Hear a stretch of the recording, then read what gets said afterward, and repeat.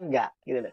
Dan ini menunjukkan bahwa yang paling berhak untuk disalahkan yang pertama Menteri Agama. Itu yang pertama ya. Saya nggak mau tahu bahwa Menteri Agama juga nggak punya kewenangan. Nah, itu kan urusan kalian gitu loh.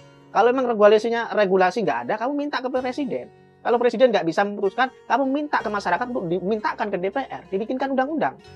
Menteri Agama itu hanya kacung di situ. Jadi apa ya? Bukan kacung ya, dia semacam pepesan kosong aja. Dia nggak punya kewenangan apa-apa, gitu loh. Bahkan powernya itu lebih besar ormas keagamaan daripada Menteri Agama. Hari ini kita akan ngaji soal ini, Mas, intoleransi kembali terjadi.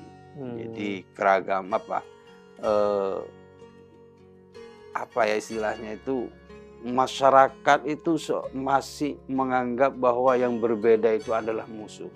Nah, ini baru-baru ini pada tanggal 27 Juli kemarin, Mas, ini ada aksi yang begitu mengkhawatirkan ya, dan membuat kita sedih. Jadi ada penyerangan dan perusakan rumah doa milik Jemaat Gereja Kristen Setia Indonesia Anugerah Padang di Padang, Mas. Ya. Nah, serangan ini sangat brutal sampai ada 2 anak mengalami luka-luka. Bahkan rumah yang diserang itu, rumah doa yang diserang itu sampai rusak parah, Mas. Ya. Ya. Jadi ada yang menganggap bahwa karena mereka masyarakat yang membuat perusakan itu menganggap bahwa rumah itu dijadikan sebagai tempat ibadah. Jadi kayak semacam ada tudingan, katanya itu, kata pemerintah setempat itu, oh itu salah paham. Ini gimana nih menurut Mas Kajito? Iya. Ya, artinya bahwa perilaku pengerusakan, ya, aksi barbar, penghakiman, ya, terhadap masyarakat kelompok minoritas itu mendapatkan semacam pemakluman ya. Kalau kita lihat pemakluman dari pemerintah dan FKUB. Kenapa begitu? Karena melihat dari pernyataannya, mereka mengatakan itu salah paham. Bukan salah paham. Orang salah paham itu kalau misalnya dia mendapatkan pengertian yang berbeda. Nah, misalnya menganggap orang Kristen Katolik sama dengan Kristen Protestan, sama-sama Kristen. Nah, itu salah paham. Dia gagal memahami bahwa Kristen Protestan dan Kristen Katolik itu 2 agama yang berbeda. Ada yang bilang begini, Mas, ini bukan salah paham, sudah perusakan. Kalau salah paham itu sudah cukup dipahami aja, gitu. Jangan sampai berbuat tindakan yang anarkis. Betul. Tapi kalau sudah berbuat pengerusakan, pengeroyokan dan semacam itu bukan salah paham lagi itu. Iya. Makanya saya heran ya dengan pernyataan konyol dari pemerintah ya. Dalam hal ini pemerintah Sumatera Barat. Ini provinsi ya atau wali kota ini yang ngomong. Yang wali kota, wali kotanya ya. Dan FKUB itu. FKUB itu Forum Komunikasi Umat Beragama. Forum ini kan dibentuk untuk menjembatani komunikasi antar umat beragama. Jadi kalau orang Islam mau bangun gereja, umat Islam mau bangun masjid, umat Kristen mau bangun gereja, ada wadahnya, forum komunikasinya. Atau kalau ada kesalahpahaman itu ujung-ujungnya ya salah paham aja, nggak sampai aksi. Bahkan mungkin harusnya nggak sampai cekcok. Namanya salah paham gimana sih? Salah pengertian, salah paham. Harusnya kan segera ditangani ya. Harusnya segera dicarikan solusi. Dan itu peran dari FKUB ini. Gitu loh. Tapi kemudian FKUB tadi, kayak saya lihat di Padang terutama ya, itu sudah jadi corongnya mayoritas. Mereka bahkan memberikan pemakluman, itu salah paham katanya. Sudah anarkis kalau dikatakan salah paham. Tujuannya apa? Tujuannya untuk mengkelabui publik, ya, supaya masyarakat menganggap kasus kekerasan ini hal yang lumrah. Namanya salah paham ya udah kan, udah saling paham, kan gitu. Maunya disudahi dengan damai, matre 10.000 misalnya. Dengan salaman, selesai, enak banget. Mereka sudah merusak, mereka sudah mengintimidasi, mereka sudah melakukan aksi kekerasan pada anak. Dicatat ini. Ini 2 anak yang jadi korban. Iya, 2 anak jadi korban dan lain tuh mendapatkan yang lain itu dampak sampai ketakutan psikologis ya, trauma.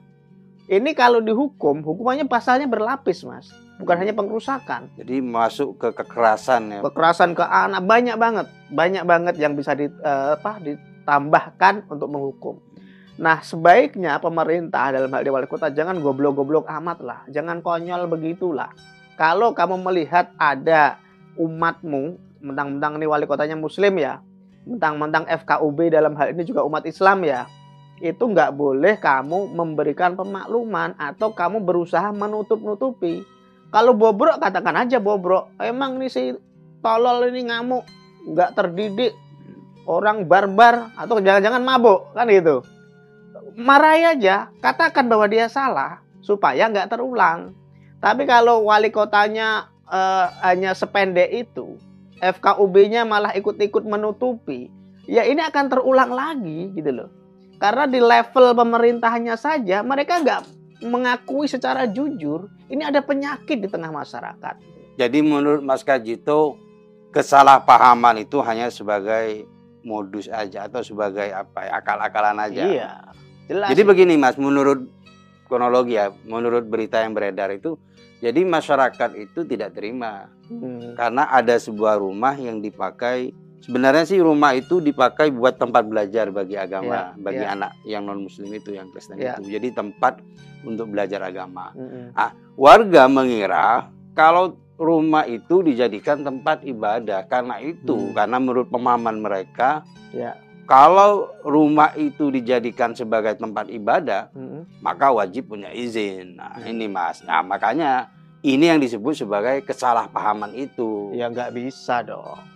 Kan pernyataan pendeta itu ada yang mengatakan kalau rumah ini buat sarang narkoba, buat mabuk-mabukan, buat pelacuran, oke lah, masyarakat punya hak untuk menertibkan. Ini kan penyakit masyarakat, harus kita tertibkan. Tapi kalau tempat itu katakanlah buat gereja, buat ibadah, buat menyembah Tuhan, salahnya di mana? Itu yang pertama. Jadi kegoblokan masyarakat setempat itu karena mereka nggak memahami ini. Tempat itu tempat untuk beribadah, salahnya di mana gitu loh. Kalau itu tempat untuk maksiat, oke lah, kamu boleh menertibkan. Tapi kalaupun itu tempat ibadah kayak mau tempat maksiat, kamu juga nggak berhak untuk merusak. Ini dulu yang dicatat. Masyarakat setempat itu kan seolah dia mewakili Tuhan kan. Seolah-olah dia mendapatkan mandat menjadi wakil atau menjadi utusannya Tuhan. Karena mungkin mereka memahami apa tuh? Itu Mas Hadid, man ro'a minkum mungkaran. Nah, itu yang salah. Itu dipahami siapapun yang melihat kemungkaran, tidak, maksudnya ya kemusyrikan dan semacam, maka harus segera dirubah. Gitu. Agar diubah dengan tangannya, dengan kekerasan maksudnya kan. Nah, itu yang salah. Pemahaman yang salah, pemahaman ayatnya salah, mengkontekskan dengan keadaan juga salah. Hadis ya. Nah, artinya gini, kalau ini katakanlah negara Islam, Mas, Anda juga nggak punya hak untuk melakukan sewenang-wenang. Kenapa? Negara Islam pun ada aparatnya. Jadi warga biasa itu warga biasa enggak, karena derajatmu sama. Namanya pangkatnya, kalau di polisi, tentara, pangkat sama, malu nuding suruh, ya nggak mau lah. Semir sepatuku, ya nggak mungkin kamu digampar balik kamu. Pangkatnya sama. Nggak boleh kamu perintah-perintah. Cuci mobilku, nggak bisa dong. Tapi kalau senioritas itu kan di dalam tentara misalnya, kan banyak itu yang sama atasannya itu seperti memang sama senior sama junior gitu kan. Kalau dalam hal bermasyarakat nggak ada. Begitu kamu setara, ya udah, levelmu sama. Kecuali kamu mendapatkan amanat undang-undang. Kamu aparat hukum, kamu boleh menindak, kamu punya kewenangan untuk itu. Nah, masyarakat di Padang itu kan dia hanya levelnya hanya masyarakat biasa kan. Kecuali kalau dia RT, akan ada itu RT-nya sebenarnya negor. Negor itu oke kan apa? Dia RT. Dan sebatas itu, RT pun nggak boleh melakukan aksi apapun. Karena dia secara undang-undang juga nggak punya kewenangan untuk menghukum. Kalau negor kan oke lah, kita maklumi lah karena dia RT. Lah ini yang bukan RT, yang warga biasa kok ngamuk. Makanya itu kan dalam memahami konteks hadis seperti tadi, kalau melihat kemungkaran harus diubah dengan tangannya. Kamu nggak punya legal standing untuk itu. Kamu nggak punya hak. Kalaupun itu memang rumah yang dijadikan tempat ibadah, salahnya di mana? Hakmu apa kamu larang-larang? Ya mereka menganggap salahnya di mana? Ya kita takut. Mereka takut, Mas. Takut kenapa? Takut iman mereka tergoyah. Ya itu kan masalahmu. Mereka tak khawatir bahwa generasi anak-anak mereka, warga takut terkontaminasi. Jadi keyakinan mereka takut tergerogoti. Ya. Begitulah mereka jadi khawatir. Jadi mumpung sebelum terjadi apa-apa harus dulu. Itulah pemikiran masyarakat yang picik ya. Masyarakat yang wawasannya itu sempit. Masyarakat yang nggak gaul gitu ya. Kalau masyarakat terbuka, pemikirannya luas, pergaulannya luas, dia nggak akan punya pemikiran sempit seperti itu gitu loh. Karena kalau kamu menganggap Islam sebagai agama yang benar, kamu nggak akan takut keimananmu luntur. Tapi kalau kamu Islamnya hanya Islam KTP, kamu rukun iman aja nggak paham, hanya dihafal, beriman kepada Allah, beriman kepada Rasul. Kamu nggak paham esensi keimanan, ya kayak gitu akhirnya. Saya bahkan menduga orang-orang ini sebenarnya agamanya juga cetek, ya. Karena orang-orang Islam yang agamanya cetek itu seringkali menganggap bahwa dia lebih suci dari yang lain. Orang-orang yang keimanannya luar biasa, keislamannya luar biasa, itu biasanya malah tawadhu. Karena tahu dirinya itu penuh dosa gitu loh. Dia melihat orang bermaksiat misalnya, dia akan berhusnudzon, oh bisa jadi besok dia tobat. Tobat, memperbaiki tindakan, meninggal. Husnul khatimah kan? Bisa jadi orang yang sekarang soleh, taat, patuh, besoknya malah melakukan kesyirikan, maksiat, atau apapun itu yang dia lakukan. Sehingga Tuhan gak ridho. Kan gitu. Nah, cara-cara berpikir seperti inilah yang harus dilakukan oleh masyarakat, khususnya yang di Padang itu ya. Supaya mereka gak picik gitu loh. Kalau agamamu memang benar, kalau Islam itu agama yang diakui, agama yang sahih, yang direstui oleh Tuhan, seperti itu, inna dina indallahil Islam, misalnya seperti kata hadis itu kan, agama yang hak di sisi Allah adalah agama Islam. Oke, buktikan. Caranya gimana? Kamu men-challenge agamamu gitu loh. Kalau agamamu memang benar, hak, kamu gak akan terkorosi oleh agama-agama yang lain. Justru kalau kamu berislam dengan baik, agama-agama lain itu akan melihatmu sebagai contoh. Ini kok agama bagus banget ya. Kita tiru kita deketin Kalau bisa malah mereka akan beralih gitu loh, mencontoh akhlakmu. Tapi kalau kelakuanmu dajjal, kelakuanmu bejat, kelakuanmu barbar, kelakuanmu nggak mencontoh Nabi ya, jangankan tertarik dengan Islam, mereka akan benci kalau melihat Islam. Mereka akan benci mendengar Quran. Mereka akan benci kalau mendengar azan. Kenapa? Kelakuan umatnya dajjal gitu loh. Makanya kelakuan dajjal semacam ini harus diakhiri. Hai masyarakat yang bodoh-bodoh itu, kalian harus pintar gitu loh. Wawasan kalian harus diperluas. Indonesia bukan negara Islam, bukan negara agama. Makanya kalian juga harus berwawasan kebinekaan, wawasan Nusantara. Karena ini negara bersama, ini negara yang kita perjuangkan bersama-sama dan harus kita nikmati bersama-sama. Harusnya begitu, Mas. Ini, Mas, ada komentar dari seorang pimpinan ini, Mas. Jadi seorang pimpinan berkomentarnya begini, Mas. Dia sedih ya. Karena kenapa? Karena negara seolah-olah tidak hadir. Ya. Jadi setiap ada aksi-aksi intoleransi, pembubaran rumah ibadah, penolakan pendirian rumah ibadah, pembubaran ibadah. Jadi pemerintah itu tidak hadir lah, seolah-olah absen. Jadi ketika semuanya sudah selesai, sudah baru turun. Jadi sampai mereka tuh merasa sedih. Bahkan ada yang seperti ini, Mas. Ada yang komen, kalau seandainya apa istilahnya, wilayah ini tidak cocok, mending umat yang non muslim itu dibikinin wilayah khusus, Mas. Jadi semuanya itu tempat apa? Non-muslim. Ya, non-muslim. Jadi biar mereka itu bisa bebas beribadah. Jadi biar tidak terganggu dan tidak dianggap mengganggu sama kelompok yang lain, sama agama yang lain. Jadi sampai mereka itu minta sebuah wilayah, satu wilayah yang semuanya diisi oleh non-muslim itu, Mas. Nah, gimana nih menurut Mas Kaji itu? Saya ingin jawab tadi komentar dulu, bahwa komentar itu muncul karena akibat dari kekesalan ya, dari netizen memandang Indonesia ini dengan putus asa. Dalam pandangan mereka ya sebagai minoritas, Indonesia itu telah gagal untuk disebut sebagai sebuah negara. Gagal dalam mengayomi kebebasan umat beragama untuk beribadah sesuai dengan agamanya. Indonesia telah gagal untuk menciptakan kerukunan. Indonesia telah gagal untuk menghadirkan kesetaraan untuk setiap umat beragama, khususnya untuk umat minoritas. Makanya komentar itu sangat miris, sangat sedih. Dan ini menunjukkan bahwa pemerintah memang gagal gitu loh. Jadi kalau dalam hal ini kita persempit, kita kan nggak mungkin semua pemerintah kita salahkan. Pemerintah kan punya ada tupoksi masing-masing. Ada Menteri Ekonomi, ada Menteri Sosial, masa disalahin dalam atas kasus ini kan nggak, gitu loh. Dan ini menunjukkan bahwa yang paling berhak untuk disalahkan yang pertama Menteri Agama. Itu yang pertama ya. Saya nggak mau tahu bahwa Menteri Agama juga nggak punya kewenangan. Nah, itu kan urusan kalian, gitu loh. Kalau memang regulasi nggak ada, kamu minta ke Presiden. Kalau Presiden nggak bisa memutuskan, kamu minta ke masyarakat untuk dimintakan ke DPR, dibikinkan undang-undang. Supaya Kementerian Agama itu punya hak, punya kewenangan untuk mengatur. Gitu loh. Kan selama ini yang kita lihat Menteri Agama itu ya dalam hal ini Nasaruddin Umar ya, yang dulu kita idolakan, yang kita jargonkan ketika dia cium tangan Paus ya. Paus Yohanes dulu, wah ini simbol perdamaian, karena itu orang menyokongnya untuk jadikan Menteri Agama. Ketika dijadikan Menteri Agama belempem, hanya pinter pidato aja. Solusinya hanya dua kalau melihat kebobrokan Menteri Agama. Yang pertama, ganti Menteri Agama. Tapi apakah itu jaminan, Mas? Nah, untuk makanya mengganti Menteri Agama, apalagi sampai membubar ini. Ya. Tapi kan dari kemarin-kemarin ya kayaknya ya tetap terjadi, maksudnya aksi-aksi intoleransi tetap terjadi. Sebenarnya gini loh, di masa Gus Yakut kemarin ya, yang dari NU, misal sebenarnya agak mendingan.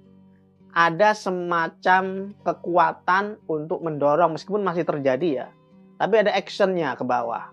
Ya itu masih kayak polisi India yang telat. Kejadian sudah terjadi, dia baru datang. Dan datang pun koordinasi.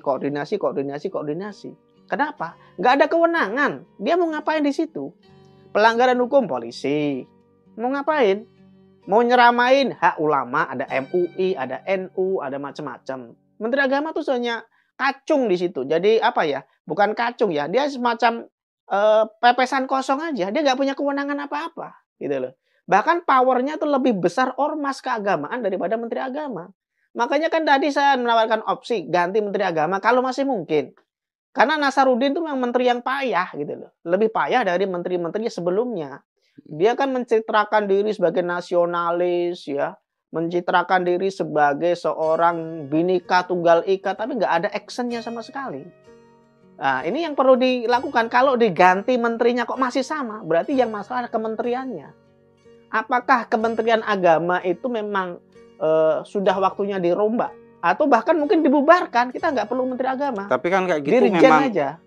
Pemahaman masyarakatnya memang, Mas. Nah, jadi kan memang pemahaman masyarakatnya soal pemahaman mereka tentang bahwa kalau berbeda non-muslim, bahkan dari kecil tuh banyak anak yang diajarkan, oh itu kafir, ini kafir. Nah, ini kan kadang yang memang dari siapa? Ulama kan? Iya. Pemuka agama kan? Pemuka agama. Nah, siapa yang bisa menindak? Polisi nggak mungkin dong nangkep khotib lagi khutbah dipentungin. Kayak di Arab Saudi itu orang lagi khutbah diseret. Kenapa? Kritik pemerintah. Karena di sana nggak boleh kan, raja masalahnya. Ya. Nah itu kan nggak bisa dilakukan di sini. Jangankan itu. Wong kita mau bikin sertifikasi mubaligh ya, dai, ditentang sama ulama dan jiper menterinya waktu itu Yakut loh. NU loh. NU sendiri nolak. Itu kebodohan kita tuh di sini gitu loh. Jadi negara, pemerintah kalah dengan ormas. Pemerintah kalah dengan cecunguk-cecunguk yang merasa mewakili Tuhan di Indonesia gitu loh. Padahal kan mestinya pemerintah tuh punya power. Makanya kalau nggak ada regulasi, bikin. Masa pemerintah kalah? Bikin aturan. Kalau ada dai, kalau ada ustadz ngawur ya, ngomongnya kemana-mana, tangkap langsung. Bahkan kalau perlu Menteri Agama punya penjara sendiri untuk menjarakan ustadz-ustadz, dai-dai yang ngawur ini. Ya kan nggak harus dipenjara berapa tahun kan, didisiplinkan aja di situ. Gitu loh. Kayak OTT gitu ya. Iyalah, ditindak kayak barak militer Deddy Mulyadi. Tangkap, barakkan di situ, kasih pendidikan. Nggak, mungkin kayak semacam KPK tuh, OTT tangkap tangan. Jadi kalau ada dai yang ketahuan langsung di ini. Nah, kan harus ada peraturannya dulu. Ya. Berdasarkan peraturan menteri. Kalau menteri nggak kuat, perpres, ada presidennya, atau perpu, pengganti undang-undang, atau lebih kuat lagi bikinkan undang-undang oleh DPR. Ini perlu ditempuh, tapi semenjak Indonesia merdeka, semenjak ada Menteri Agama, ini nggak dilakukan. Makanya agama nggak dikontrol. Ngatur masjid aja nggak bisa kok, Mas. Masjid toaknya kemana-mana, ini kan Tuhan tuh nggak budek. Tapi kenapa itu toak sembarangan? Kalau azan masih kita maklumi lah. Tapi toak itu jadi dimonopoli oleh umat Islam, itu kan kebodohan kita sebenarnya. Kebodohan kita dalam memahami negara ini bukan negara Islam. Ini bukan punya kita aja gitu loh. Itu ruang publik yang harus kita hormati. Dan ini yang terjadi. Ngatur masjid, ngatur jaraknya dari jalan nggak bisa kok. Bahkan banyak masjid dulu ya, nggak tahu sekarang, nggak punya izin. Masjid di kampung saya tuh berpuluh tahun nggak punya izin. Ngurus izinnya juga susah waktu itu ya. Dan sekarang mungkin sudah. Itu menunjukkan bahwa banyak masjid, banyak musola itu nggak ada izinnya. Siapa yang berani menertibkan ini? Nggak ada. Kenapa nggak ada? Karena kita mayoritas. Jangankan itu, kita yang membuat peraturan yang menurut kita cukup moderat ya. NU aja nggak terima kok. Zaman Gus Yakut itu bikin sertifikat dai nggak terima. Gitu loh. Belum yang lain-lain, belum yang konservatif, yang anarkis, yang barbar, apalagi itu. Lalu gunanya negara Indonesia ini apa? Bubarkan aja kalau gitu. Ya kan? Kalau kita nggak bisa menjamin amanat Undang-Undang Dasar 1945, kita nggak bisa mengayomi para minoritas, ya, orang-orang Kristen, orang-orang Hindu, orang-orang Buddha dan lain-lain itu Konghucu, penghayat kepercayaan, bahkan minoritas dalam Islam sendiri, Ahmadiyah, Syiah, kita membiarkan itu terjadi, kekerasan itu terjadi, pemerintah buta matanya, ya, FKUB jadi corong mayoritas, pemerintah daerah budek telinganya, nggak mendengarkan keluhan. Malah jadi polisi India kalau udah terjadi pengerusakan datang. Oh ini salah paham ini. Kita damai aja yuk. Kita bikin materi kan banyak kasus di Bekasi tuh. Damai. Nggak bisa gitu dong. Intoleransi itu nggak bisa dianggap sebagai kesalahpahaman. Itu sebuah kerusakan moral. Itu sebuah kebejatan dalam berpikir gitu loh. Kalau orang sudah amoral sedemikian rupa, kalau seorang sudah barbar sedemikian rupa, dia harus ditertibkan. Siapa yang menertibkan? Yang pertama tentu saja kalau pelanggarannya tidak mengandung kriminal. Kalau yang itu kan kriminal ya. Tapi kan udah ada perusakan Mas. Perusakan ya, yang di Padang ini. Perusakan rumah, kemudian yang anak kecil itu sampai terluka. Ini kan sudah masuk kekerasan itu ya. Ada pengeroyokan nanti ya. Iya, penganiayaan, perusakan, banyak pasalnya itu. Yang tidak saya habis pikir itu, mereka kok tega gitu Mas sama anak kecil gitu ya. Bayangkan aja itu anak kita atau adik kita atau ponakan kita gitu loh. Meskipun mereka itu berbeda agama, masa sampai tega banget gitu loh. Iya. Makanya saya heran, ini orang lagi mabuk apa lagi nyabu kali? Atau lagi minum tua kali kan? Kalau di Sumatera tuh banyak ya tua, produk lokalnya tua. Kalau di Jawa itu arak ya. Kalau di sana tuh tua yang terkenal. Nah, apa mereka lagi mabuk tua? Bukan, mabuk agama Mas. Oh, mabuk agama ya. Karena rasa sebagai manusia ya. Kan mestinya kalau lihat anak-anak itu kan, kita mau marah aja, lihat mukanya anak-anak tuh nggak jadi marah gitu loh. Takut mereka jadi tertekan, takut depresi. Silakan marah, tapi jangan di depan anak-anak lah. Itu yang waras kan gitu. Ini sampai ngamuk, sampai melukai. Loh, pikirannya kemana? Seperti kata Mas Firdaus, mereka apa nggak punya anak ya? Apa nggak punya keponakan ya? Atau mereka dulu nggak pernah jadi anak-anak ya? Mereka kok nggak paham psikologinya anak bahwa ini berbahaya bagi karakter dia di masa depan. Ini berbahaya bagi pemahaman dia di masa depan. Dia akan menganggap, wah Indonesia ini negara yang gak aman gitu loh. Wah jadi umat Kristen di Indonesia ini terancam ternyata. Yang lebih parah lagi mungkin dia akan menilai, wah Islam kok kayak gini gitu. Nah pada akhirnya akan mengatakan itu. Islam ini agama apa sih? Barbar banget ya. Memang itu yang diajarkan Nabi Muhammad ya. Oh itu yang ditulis oleh Quran ya. Itu yang harus dilakukan oleh setiap umat Islam ya. Nanti mereka akan berpikir begitu gitu loh. Makanya ini harus kita hindari. Jangan terjadi lagi. Puji nama Tuhan, salam sejahtera untuk kita semua. Kembali berjumpa dengan kami di channel Teva Kreatif. Seperti video yang sudah kita dengarkan bersama, bahwa memang hari ini kami akan menayangkan sebuah diskusi yang sangat luar biasa seperti yang kita tonton, di mana kedua Pak ini telah membongkar fakta-fakta menarik yang belum diketahui oleh banyak orang. Nah, di sini tentunya membuat netizen dan membuat kita semua pada penasaran. Ya, penasaran dengan video selengkapnya? Mari kita lanjutkan video berikut ini, silahkan. Tapi kan kita nggak bisa menutup mata, ini kenapa terjadi? Di Sumatera Barat itu jejak kekerasan bukan sekarang. Dulu ada namanya perang Padri. Imam Bonjol salah Tapi satunya. kalau kita melihat di Padang itu kan banyak Mas tokoh-tokoh Indonesia yang lahir dari itu kan, seperti contohnya siapa itu, ada Muhammad Hatta, Muhammad Hatta, Nasir gitu ya. Nasir. Banyak tokoh-tokoh nasional yang tapi kan harusnya kan penduduk di sana kan harusnya lebih terbuka kan harusnya. Kalau yang saya amati itu tokoh-tokoh yang nasionalis, tokoh-tokoh yang pandangannya ke depan itu pertama mereka biasanya hijrah. Mereka pendidikannya juga biasanya pendidikan luar negeri gitu ya. Ada yang pendidikan ke Belanda gitu ya. Dan rata-rata di Batavia kan waktu itu, di Jakarta kan. Jadi kalau kita mengatakan bahwa orang ini keturunan Bukit Tinggi misalnya, iya, itu keluarganya. Tapi dia mungkin lahir di Jakarta, di Batavia sejak itu. Sudah bergaul secara dinamis ya, dengan masyarakat yang campur-campur. Dan mereka merasakan penekanan dari kolonialisme lebih besar kan kalau di Batavia. Karena jumlah penjajahnya lebih banyak gitu. Nah, inilah yang membedakan kenapa orang-orang itu yang berpikiran luas, tokoh-tokoh hebat di masa lalu kita tuh asalnya dari Sumatera Barat. Tapi dewasa ini, hari ini banyak juga aksi kekerasan, aksi intoleransi yang juga terjadi di Sumatera Barat. Tempat sama yang melahirkan tokoh-tokoh nasional. Tapi kan sebenarnya ini bukan sebuah generalisir ya. Bukan berarti kalau ada tokoh nasional lantas orang-orang di sana pikirannya sama. Karena Imam Bonjol juga lahir di sana.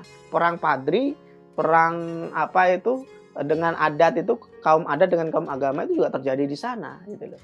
Nah, ini kan tidak menunjukkan sebuah generalisir bahwa tokoh nasional identik dengan masyarakat lokal. Begitu juga sebaliknya.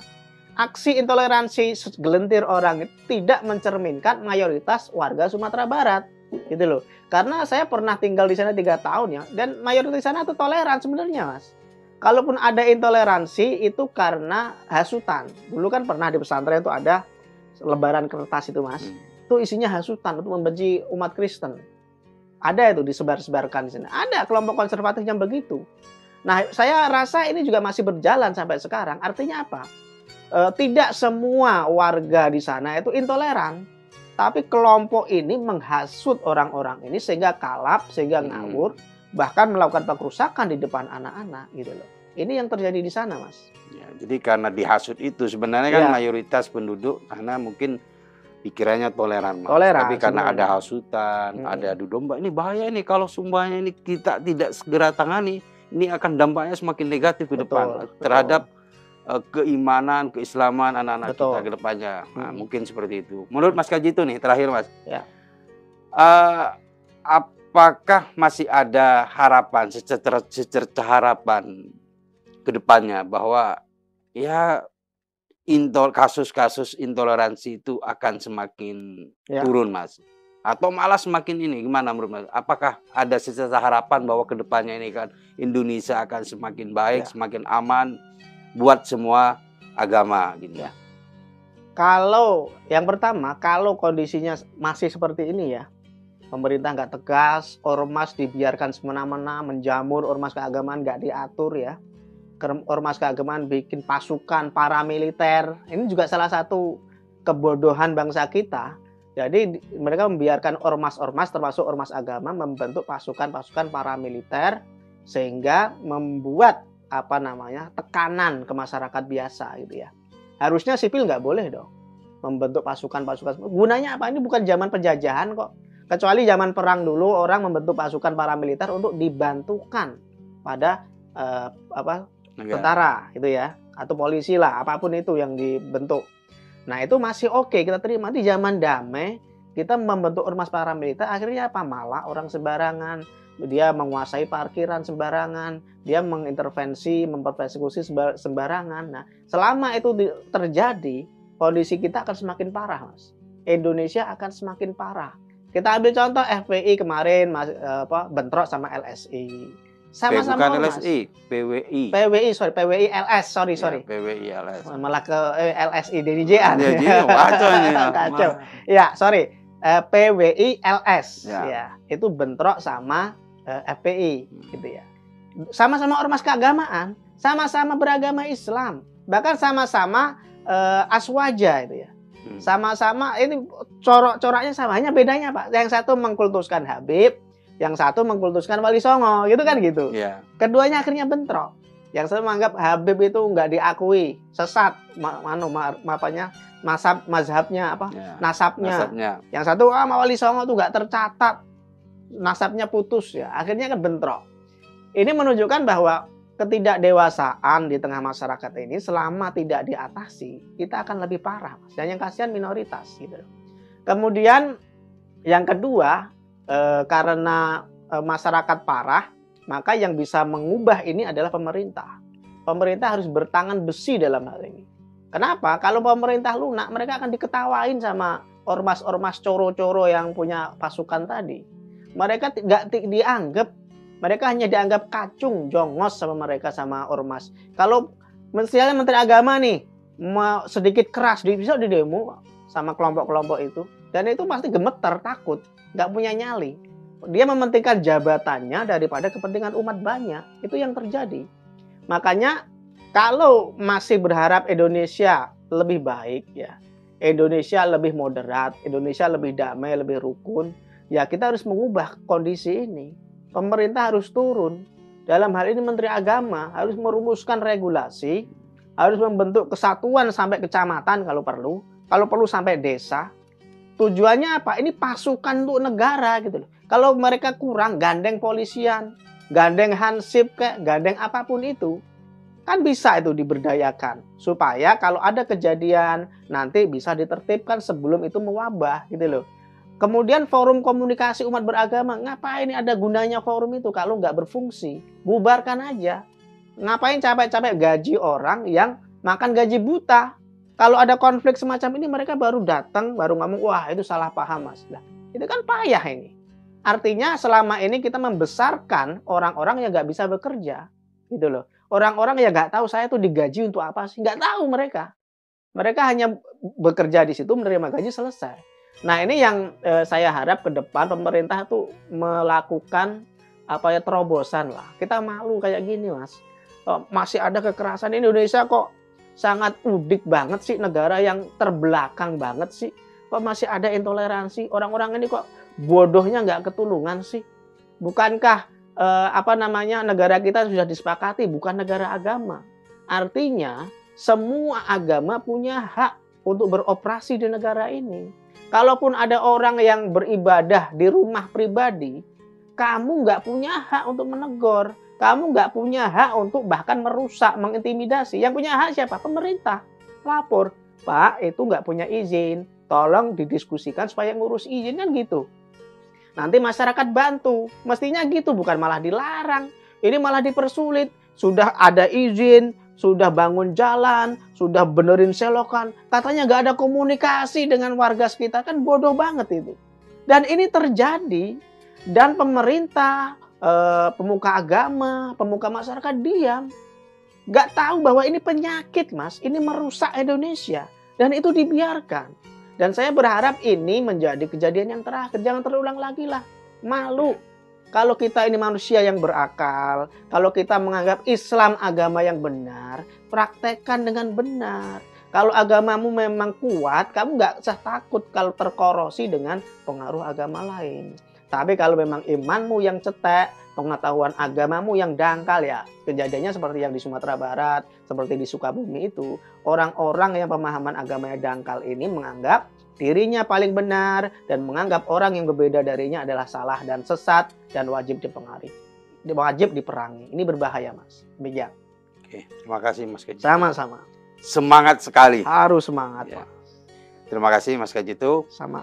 Penonton Cokro TV, demikian ngaji pinggir jurang kali ini. Kami hanya ingin mengajak Anda melihat isu atau persoalan keislaman dari berbagai sudut pandang, dari beragam penafsiran, agar kita tidak terjebak pada pemikiran yang kaku dan sempit yang mudah menyalahkan dan mengkafirkan kelompok lain.